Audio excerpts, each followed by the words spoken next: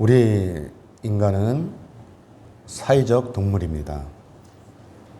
그래서 끊임없이 또 매일같이 누구와 이제 누군가를 또 만나는 것이고, 그래서 우리가 또 서로 이렇게 부비면서 살아가야 하는 것입니다. 이것이 바로 우리 인간의 본질적인 삶의 패턴이죠. 그러나 요즘은 우리가 사람을 만날 수가 없습니다. 왜냐하면 여러분도 아시다시피 코로나19 때문에 그렇죠. 이 코로나19가 올 한 해 동안 우리의 모든 삶을 송두리째 바꿔 놓았습니다. 그나마 다행인 것은 요새 이제 영국이나 미국에서 백신을 접종하기 시작했다고 합니다. 우리나라도 빠르면 내년 2월에서 3월경이면 이 백신을 접종하기 시작한다고 이렇게 하고 있는데, 그러면서 이들이 이제 하는 말이 뭐죠? 우리가 지금 긴 터널을 지나고 있는데 그 터널이 끝이 얼마 남지 않았다고 이렇게 이야기를 합니다. 사람들은 자신의 인생 가운데서 가장 힘든 시간을 지날 때 나는 지금 터널을 지나가고 있다라고 이렇게 이야기를 합니다. 그러면서 사람들은 이 고통의 시간이 빨리 지나가기를 기도하고 있죠. 여러분은 이러한 이 고통의 시간, 어둠의 터널을 지나보신 적이 있으십니까? 기억이 안 납니까? 아마도 여러분들 돌이켜보면 그런 시간을 다 지냈을 거예요. 그렇죠? 정말 죽지 못해. 야, 이런 시간을 어떻게 내가 살까? 차라리 죽을까? 이런 시간을 여러분들도 경험해 보신 적이 있을 것입니다. 터널 안은 어두워요. 그래서 답답한 것이고, 그래서 고통스러운 것입니다. 집사님 넘겨주세요. 그래서 우리는 이 터널이 어떤 터널이든지 간에 빨리 벗어나고 싶은 것이 인지상정일 것입니다. 그렇죠? 터널에 들어가면 빨리 지나가고 싶어요. 답답하니까. 제가 언젠가 스위스 갔는데 그 터널이 그 터널 이름은 잊어버렸는데 17km래요. 17km 길이가. 근데 버스 타고 이렇게 지나가는데 답답해요. 이거 언제 끝나지? 답답해요. 그런데 뭐 요새 우리나라 긴 터널은 53.7km인가 그렇대요. 이제 그건 기차 터널이죠. 사랑하는 여러분, 그러다가 이 어두운 터널 끝에 서면 우리가 어떻습니까? 넘겨주세요. 어둠이 사라지고 빛이 보이는 거예요. 이렇게. 어둠 시야가 확 트이는 것이죠. 그러면 우리가 이 터널을 벗어나면 우리의 삶이 어때요? 완전히 달라지는 거예요. 지금까지 고통스러웠던 모든 삶이 이제 행복으로 바뀌는 것이죠. 여러분, 이 코로나19가 하루빨리 종식이 된다면 어떻겠어요? 얼마나 좋겠어요? 그러면 우리는 이제 여행도 마음대로 갈 수가 있는 거예요. 그렇죠? 그동안 다니지 못한 데도 다닐 수 있는 거죠. 친구도 마음대로 만나는 거예요. 우리 친구들도 친목회를 1년 동안 못하고 있어요. 아이들도 마음대로 학교를 가는 거예요. 군인들도 지금 이틀은 집에 있고 하루 갔다 오고 그런데요. 하루 근무하고 이틀 쉬고, 하루 근무하고 이틀 쉬고, 지금 상황이 이렇습니다. 군인들도. 근데 이 코로나가 끝나면 어떻게 되겠어요? 우리 삶 가운데 모든 문제들이 다 회복이 된다라고 하는 것입니다. 이스라엘 역사에서 예수님이 오기 전 약 400년 동안을 우리는 뭐라 그러냐면 암흑기라고 그래요.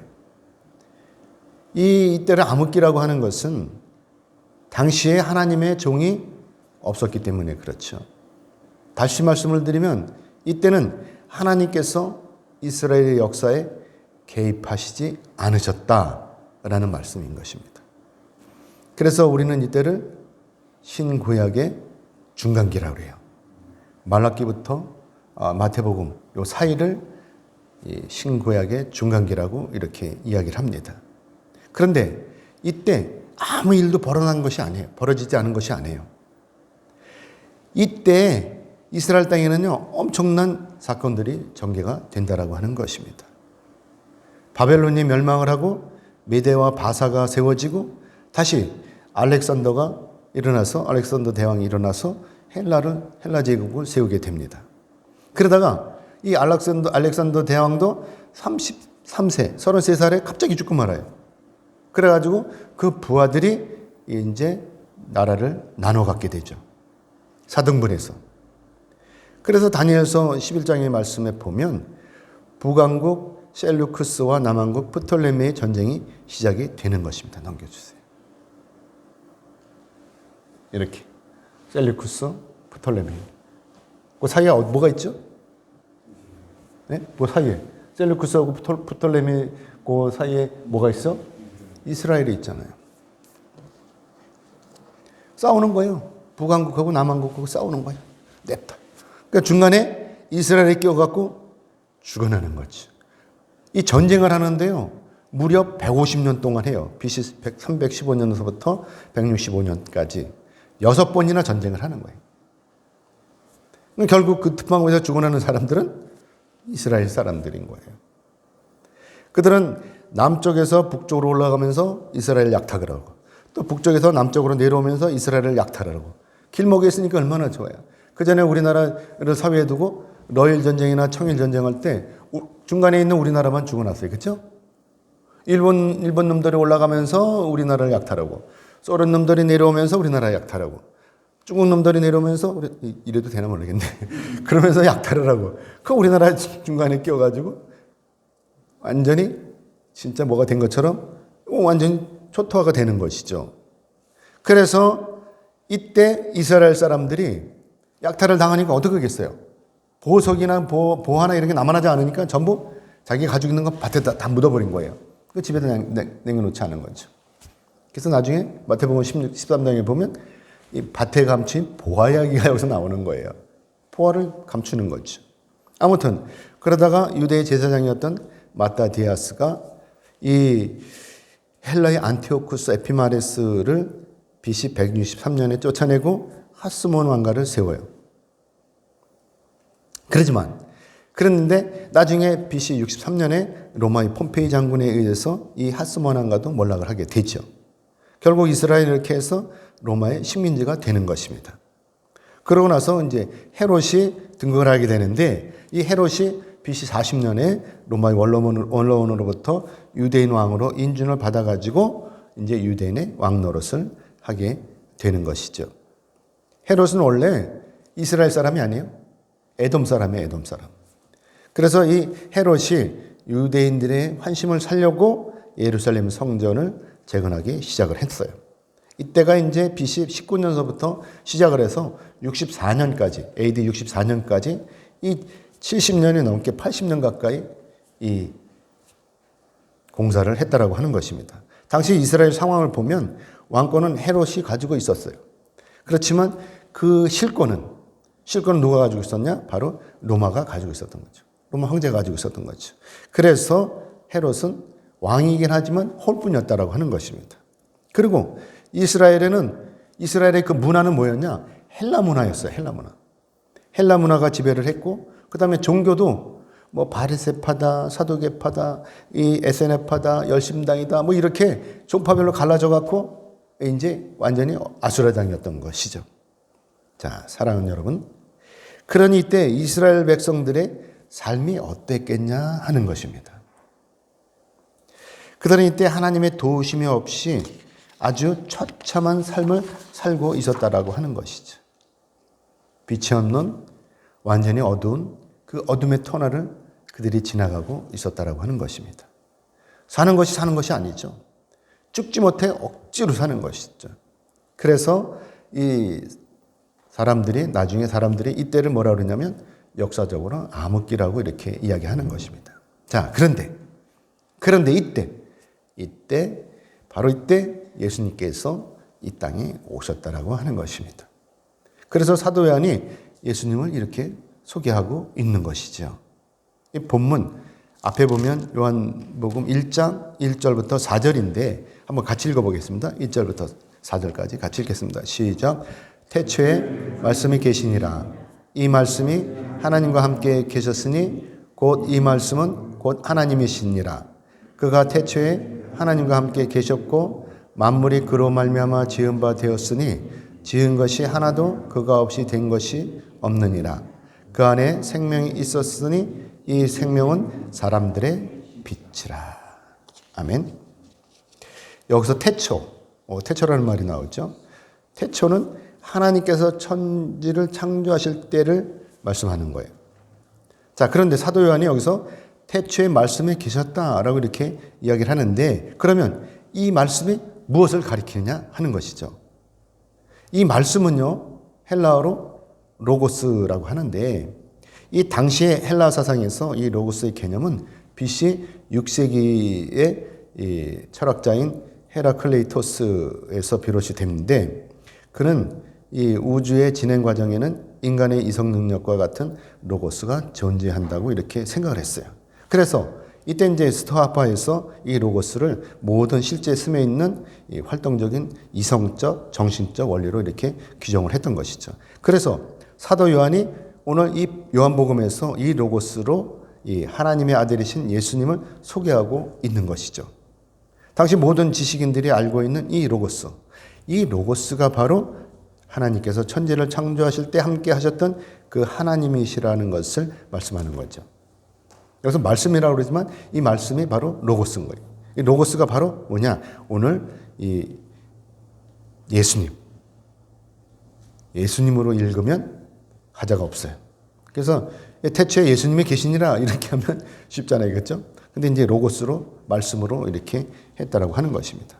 자, 그런데 문제는 뭐냐? 바로 이 말씀이신 이 예수님께서 이 땅에 빛으로 오셨는데, 그런데 그럼에도 불구하고 아무도 이 빛이 되신 예수님을 알아보지 못했다라고 하는 것입니다. 그래서 요한복음 1장 5절의 말씀을 우리 같이 읽어보겠습니다. 1장 5절입니다. 같이 읽겠습니다. 시작. 빛이 어둠에 빛이 돼 어둠이 깨닫지 못하더라. 아멘. 어둠에 빛이 비추이면 당연히 환하게 되는 것입니다. 그런데 사람들이 이 빛을 깨닫지 못했다고 하는 것은 어둠으로 인해서 사람들의 시력이 완전히 망가져 있다는 것을 우리는 알 수가 있는 것이죠. 자, 그러면 왜 그랬을까요? 왜 사람들이 예수님을 알아보지 못했을까요? 그것은 바로 그들이 이 어둠의 영에 완전히 사로잡혀 있기 때문에 그랬던 것입니다. 그래서 하나님께서 이것을 깨트리시기 위해서 누구를 보내요? 세례 요한을 먼저 보내신 거예요. 그래서 세례 요한이 요단강에 나와가지고 뭐예요? 사람들에게 회개의 세례를 베풀었던 것이죠. 그래서 유대인들이 이 세례 요한을 보고 착각을 하게 돼요. 뭘로 착각을 하죠? 예수님으로 착각을 한 거예요. 메시아로 착각을 하게 된 것이죠. 오늘 본문 8절의 말씀을 같이 보겠습니다. 같이 읽겠습니다. 본문이 아니죠? 본문 8절 같이 읽겠습니다. 시작. 그는 이 빛이 아니요 이 빛에 대하여 증언하러 온 자라. 아멘. 여러분도 아시다시피 당시에 이스라엘 사람들은요, 성경에서 말씀하고 있는 이 메시아를 기다리고 있었어요. 그들은 400여 년의 긴 암흑기를 거치면서 그동안 기다리고 있었던 분이 바로 지옥 같은 어둠의 세상, 버러지 같은 이 삶에서 자기들을 구원하실 메시아를 기다리고 있었던 것이죠. 이스라엘 사람들은 과거에도 자기들이 이 어둠에서 빠져나온 경험이 있어요. 애굽에서 430년 동안 종살이를 할 때, 그때 하나님께서 누구를 보내요? 모세를 보내셔가지고 애굽으로부터 그들을 탈출시켰던 이런 경험이 그들에게는 있는 거예요. 그래서 그런 일이 또 일어날 것이라고 기대하고 기다렸던 것이죠. 뿐만 아니라 그동안에 하나님께서도 이 많은 선지자들을 보내셔가지고 이 이스라엘 백성들한테 계속 메시지를 보내셨어요. 메시아를 곧 보내실 것이다 라고 이런 메시지를 계속 보냈죠. 그게 바로 미가서 5장 2절의 말씀인데 제가 읽겠습니다. 미가서 5장 2절. 베들레헴아 에브라다야 너는 유다 족속 중에서 작을지라도 이스라엘을 다스릴 자가 네게서 내게로 나올 것이라. 그는 근본은 상고에 영원히 있느니라 라고 이렇게 미가 선지자가 이 예언의 말씀을 하고 있습니다. 이 미가 선지자를 통해서 하나님께서는 베들레헴으로 이 메시아를 보내실 것을 약속하셨던 것이죠. 그래서 이스라엘 백성들이 세례 요한을 보고 메시아로 착각을 했던 거예요. 그래서 유대 종교 지도자들이 이것을 확인하려고 과연 이 세례 요한이 누구인가를 확인하려고 오늘 본문 19절의 말씀처럼 세례 요한에게 제사장과 레인들을 보냈던 것이죠. 그렇기 때문에 세례 요한이 자신은 메시아가 아니라고 하면서 이사야서 40장 3절의 말씀을 인용해서 이렇게 자기를 소개하고 있는 것이죠. 오늘 본문 보겠습니다. 본문 23절인데 같이 읽겠습니다. 시작. 이르되 나는 선지자 이사야의 말과 같이 주의 길을 곧게 하라고 광야에서 외치는 자의 소리로라 하니라. 아멘. 이 말씀은 여러분도 아시다시피 세례 요한의 사명에 관한 말씀이죠. 지난주에도 여러분에게 이렇게 말씀을 드렸듯이 이 세례 요한의 이 사명은 뭐예요?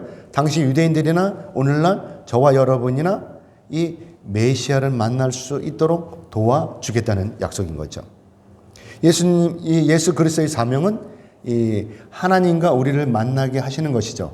그렇죠? 그렇다면 세례 요한의 사명은 무엇이냐? 바로 예수님과 우리를 만나게 해주는 것이죠.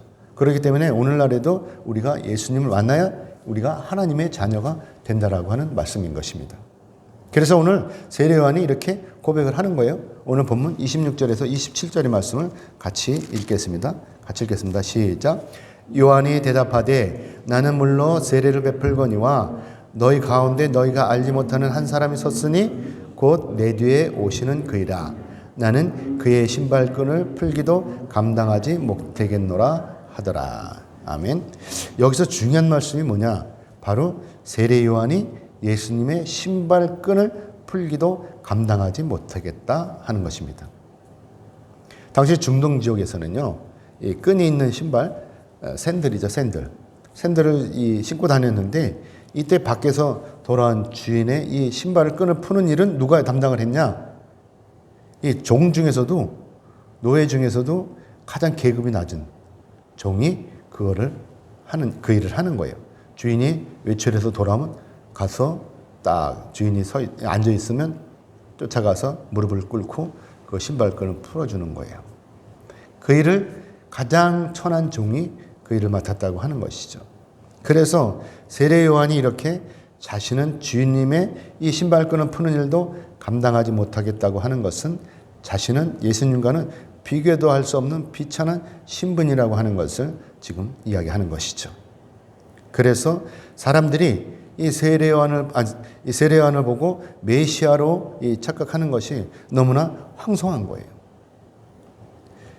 세례 요한은요, 이처럼 자신의 정체성을 확실히 알고 있었던 거예요. 그래서 사람들이 자기 자신을 보고 메시아라고 보는 것이 너무나 부담스러웠고 또 하나님께는 너무나 황송한 일인 것이죠. 사람이요, 저도 마찬가지고 여러분도 마찬가지로 우리가 하나님의 자리에 앉을 수는 없어요. 우린 피조물이잖아요.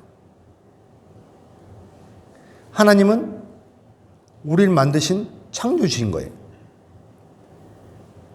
그래서 우리는 여기서 나 자신을 돌아봐야 하는 거예요. 혹시 내가 하나님의 자리에 앉아 있는 것은 아닌지를 돌아보는 것이죠. 다시 말씀을 드리면 하나님 앞에서 나의 정체성을 찾아야 되는 거예요. 내가 오늘 나의 삶의 자리에서 과연 내가 누구인가를 바로 인식해야 되는 것이죠. 나는 인간이고 하나님은 나를 지으신 창조주이신 것을 우리가 바로 인식하는 거예요. 이게 중요한 거예요. 그런데 그럼에도 불구하고 우리는요, 저와 여러분은요, 하나님의 자리에 올라앉아요. 내가 하나님이 되는 거예요. 이건 참으로 어리석은 처사인 거죠. 이것이 바로 교만한 거예요. 이스라엘이 이렇게 멸망하게 된 것도 바로 이 교만 때문이었던 거예요.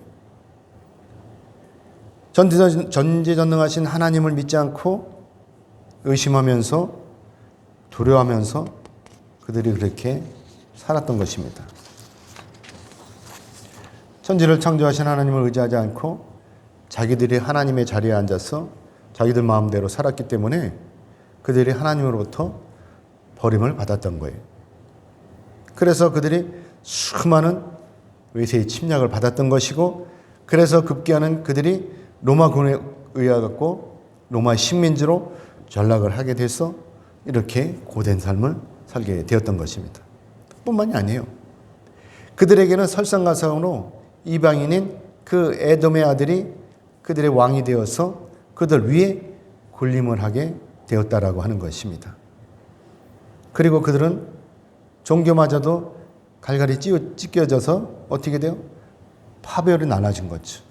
바리새파다, 사두개파다, 에세네파다, 열심당이다 라고 이렇게 찢어진 것이죠. 사랑하는 여러분, 하나님께서는 이때 누구를 제일 불쌍하게 여기셨을까요? 여러분들도 생각하시죠? 바로 아무런 힘이 없는 백성들인 거예요. 누르면 눌리고 짓밟으면 짓밟히는 그 불쌍한 그 백성들인 거예요. 그래서 하나님께서 그들을 구원하시려고 세례 요한을 보내신 것이죠. 그리고 그 불쌍한 백성들로 하여금 예수님을 맞을 준비를 하도록 하신 것입니다. 그래서 누구든지 예수님 만나기만 하면 모든 것이 다 회복이 되는 것입니다. 넘겨주실래요?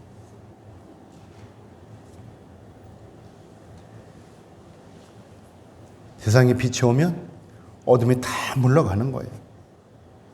그래서 세례 요한이 요단강에서 물로 회개의 세례를 베풀었던 것입니다. 빛이 오면 다 회복이 되는 거예요. 요한복음 1장 11절에서 12절의 말씀을 같이 보겠습니다. 앞으로 돌아가셔서 요한복음 1장 11절 12절의 말씀을 같이 읽겠습니다. 시작. 자기 땅에 옹매 자기 백성이 영접하지 아니하였으나 영접하는 자 곧 그 이름을 믿는 자들에게는 하나님의 자녀가 되는 권세를 주셨으니. 아멘. 사랑하는 여러분, 여러분도 아시다시피 예수님께서는요, 우리를 구원하시려고 이 땅에 오신 거예요. 그러나 우리 중에는 예수님을 마음으로 영접하는 사람이 있는가 하면 또한 예수님을 무조건 배척하는 사람이 있다는 것입니다. 참으로 아이러니한 일이죠. 그래서 사도 요한이 이렇게 말씀하는 거예요. 영접하는 자, 곧 그 이름을 믿는 자들에게는 하나님의 자녀가 되는 권세를 주셨으니. 누구든지 예수를 구주로 믿고 영접하면 하나님의 자녀가 되는 거예요. 그러나 안타깝게도 그렇지 않은 사람이 분명히 있다는 것이죠. 우리가 오늘날 하나님의 자녀가 되는 것, 우리가 부모를 잘 만나서 그런 것이 아니라 바로 오늘 본문 13절의 말씀처럼 하나님의 은혜이기 때문에 그렇다라고 하는 것입니다. 요한복음 1장 13절의 말씀처럼 하나님의 은혜인 거예요.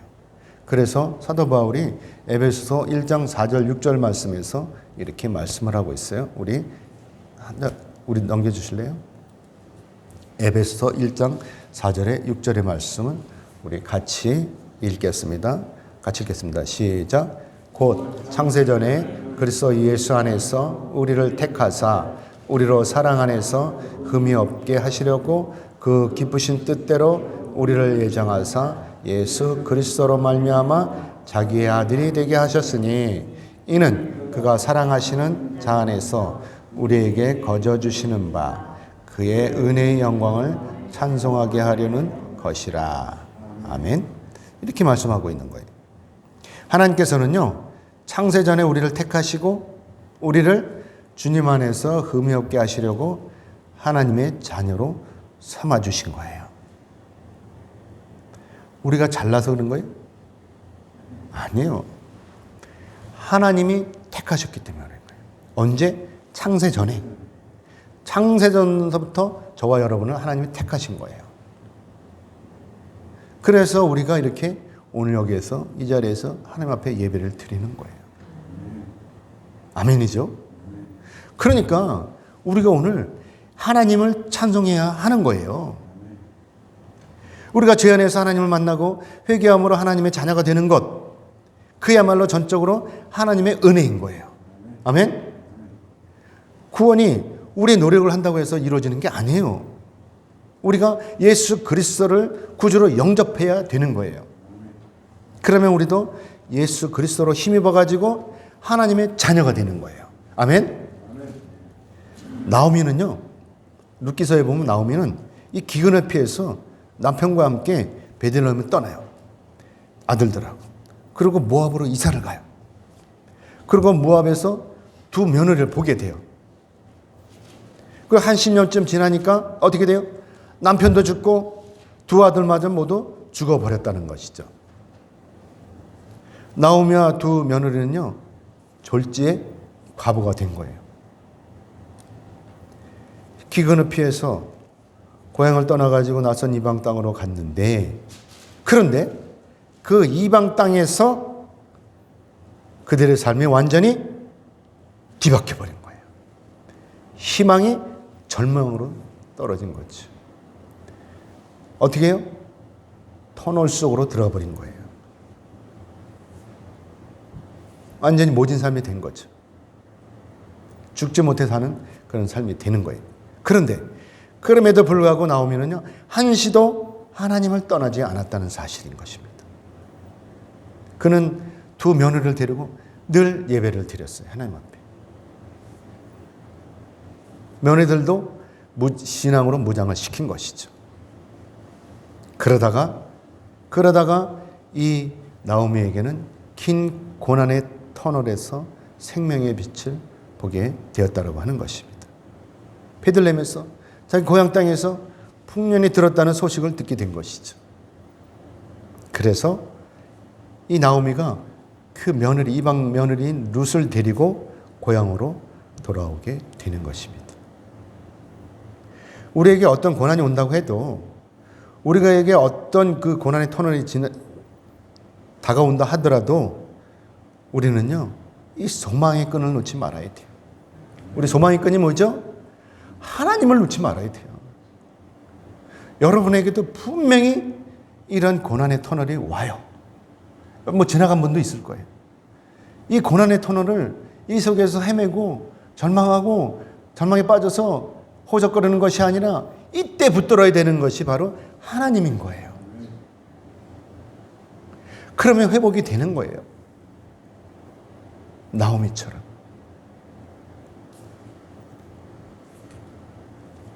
나오미가 믿음으로 소망의 끈을 놓지 않고 기도했을 때 하나님께서 나오미를 회복시켜 주셨잖아요. 그리고 이 나오미의 며느리인 이 룻이 예수님의 족보에 올라가는 영광을 누리게 되었잖아요. 이방 여인이. 모압 땅의 이방 여인이 예수님의 족보에 올라가는 그 영광을 누리게 되었잖아요. 만약에 나오미가 모압 땅에서 어떻게 해요? 신앙을 포기했다면 어떻게 됐겠어요? 이제 말씀 맺겠습니다.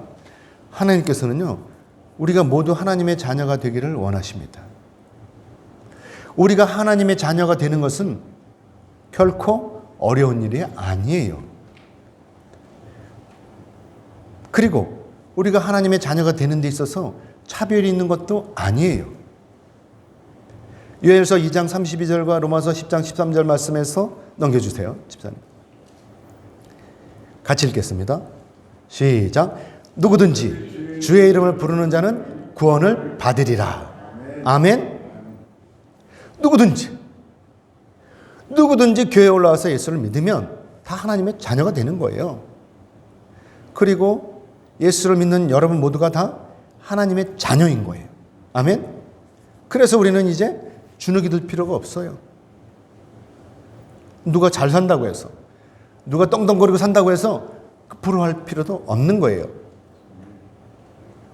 지금 우리가 이 순간 우리를 누르고 있는 것들이 무엇이든지 간에 다 나사렛 예수의 이름을 외치면 모두가 다 물리쳐지는 것입니다. 코로나19가 되었든지, 건강의 문제가 되었든지, 물질의 문제가 되었든지, 직장의 문제가 되었든지 간에 다 나사렛 예수 이름으로 물리쳐지고 회복이 되는 것입니다. 아멘? 그리고 찌긋찌긋했던 이 어둠의 터널에서 우리가 벗어나는 거예요. 빛이 오면 어둠이 물러가게 되어 있어요. 아멘? 예수를 믿는 저와 여러분은요, 행복한 거예요. 왜냐하면 이미 이 어둠의 터널을 지나가고 있기 때문에 그렇습니다. 아멘? 설령 아직도 이 터널에 머물러 있다면 기도하세요. 그러면 하나님께서는 여러분과 함께 하시면서 여러분을 도와주실 것입니다. 그러면 우리는요, 두려워할 것이 없는 거예요. 또 문제될 것도 없는 거예요. 왜냐하면 주님의 이름으로 어둠이 물러가고 모든 것이 다 형통해지기 때문에 그렇다라고 하는 것입니다. 그래서 사도 요한이 요한 3서 1장 2절의 말씀에서 이렇게 기도하고 있는 걸 넘겨주세요. 우리 같이 읽어보겠습니다. 시작. 사랑하는 자여, 내 영혼이 잘된 같이 네가 범사에 잘되고 강건하기를 내가 간구하노라. 아멘. 그래서 저도 오늘 이렇게 기도합니다. 사랑하는 여러분, 여러분의 영혼이 잘된 같이 여러분이 범사에 잘되고 강건하기를 주님의 이름으로 축복하고 기도합니다. 아멘. 기도하겠습니다. 하나님 고맙습니다. 하나님 감사합니다. 하나님 오늘도 귀한 날 복된 날 허락하시고 저들에게 은혜 주셔서 또 이렇게 귀한 말씀